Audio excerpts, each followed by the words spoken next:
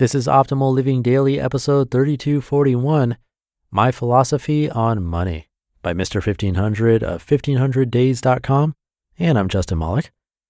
Welcome back. This is the Sunday bonus episode where I share an extra episode from the Optimal Living Daily Network, and today's comes from Optimal Finance Daily. Please do subscribe to or follow Optimal Finance Daily wherever you're listening to this show to keep all of this going. It really helps a lot. But for now, let's get right to the bonus episode and Diana's commentary as we optimize your life. My Philosophy on Money by Mr. 1500 of 1500days.com. Someone asked me this recently. What is your philosophy on money? Oh, that's easy, I said. And then it wasn't so easy. I thought about the question for a while and couldn't come up with anything. No big deal. Sometimes it takes me a while to arrive at a good answer. I went for a walk, which is usually helpful, but my brain wasn't cooperating. After a week, still nothing. Then I had an epiphany. The question was wrong. Invert. Quote, invert, always invert. Carl Jacobi. Jacobi's quote is one of my favorites. He realized that some problems must be solved by thinking about the solution and working backwards. The philosophy of money question didn't sit well with me because money isn't really the goal. Money is just a facilitator. If money isn't the goal, though, what is? Some of my goals. Number 1, keep my body in optimum form because without health, nothing else matters. Number 2, surround myself with the best people I can. I want to be around people who challenge me and make me a better person. Number 3, raise my children to be good and hardworking people with strong values. Number 4, live in a place with a great sense of community, access to outdoor pursuits, and good resources. Hello, library. Number 5, explore the world. Number 6, increase my knowledge every day by reading, thinking, and solving problems. And number 7, give back by volunteering. There is a common thread in most of these goals, and it's this: they don't involve money. Nitpickers will say that everything costs something. Traveling isn't free. I'll need to buy a plane ticket and maybe a hotel room or two if I don't have friends in the area. My fancy bike set me back $1,000.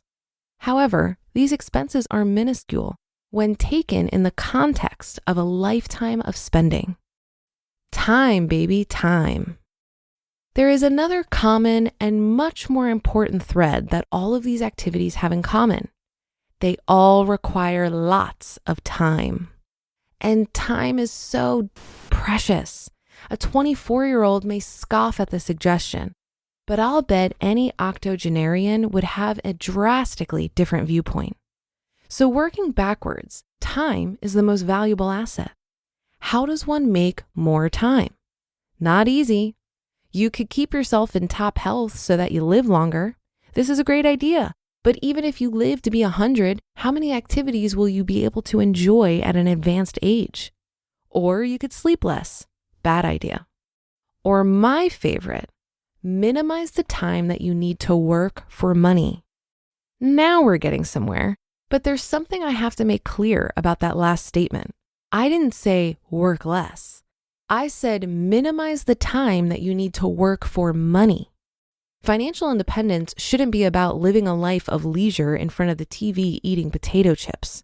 Remember that retirement is an amplification of your current free time. If your weekends are spent watching reruns and eating unhealthy food, stay at work. Retirement isn't for you, no matter what your age. What is the question then? At the start of the post, I stated that this is the wrong question. What is your philosophy on money? The right question is, what is your philosophy on life? Here's mine. Life is a journey of growth and discovery. I want to live in a way where I can go to bed at night content because I'm a better person than I was when I woke up. At the end of life, when it's time to die, I want to have lived in a way that was a net positive for my children and the world. I have big plans, and working till 60 or even 50 would get in the way of them. Again, working backwards, I finally arrive and my philosophy on money. I want to live in such a way that I minimize the number of years that I have to work for money. I'll have a modest house, car, and lifestyle and will never spend more just because I earn more. I'll invest any surplus so that I can live on my own terms sooner than later. Blank canvas. I've had a great life. I'm extremely fortunate to have been born in a place where hard work is rewarded. I'm also thankful each and every day that I've found a job that I enjoy. I've worked with great people who recognized my hard work and thanked me for it. On some days, I feel like I live in a fairy tale. However, work is only one part of my life. I want to live in a way where each day is a blank canvas to fill as I choose. There are so many wonderful ways to live and such little time. Life won't be long enough to fit it all in, but I'll die trying. You just listened to the post titled My Philosophy on Money by Mr. 1500 of 1500days.com. Mr. 1500 reminded me today of my favorite Ayn Rand quote. She said, "Money is only a tool. It'll take you wherever you wish, but it will not replace you as the driver." End quote. When we get overly fixated on financial goals or reaching our FI number, it's easy to lose sight of why we're pursuing FI in the first place. My big why of FI has always been to have full autonomy over my time. Like Mr. 1500, I realized that time is way more valuable than money. And by learning to enjoy a simple lifestyle that is easily funded, I'm buying myself more autonomy over my time. Financial freedom can create the space and resources we need for the stuff that really makes us happy, like fulfilling relationships and the ability to create what we want to see in the world. But when the tool starts to look like the end goal, things can get a bit confusing. Many of us feel that more money would lead us to feel more happy and successful, but that isn't necessarily the case. I think regardless of our financial situation, we still have to figure out what makes us tick. And financial stability simply allows us to open up the space for us to do that work. This is why personal finance is so personal, because you are really the only person that can make a determination on your values and what makes you happy. And that's something that's constantly evolving over the course of your life. And that's a wrap for another Monday show. Have a great start to your week and month, and I'll be back tomorrow where your optimal life awaits.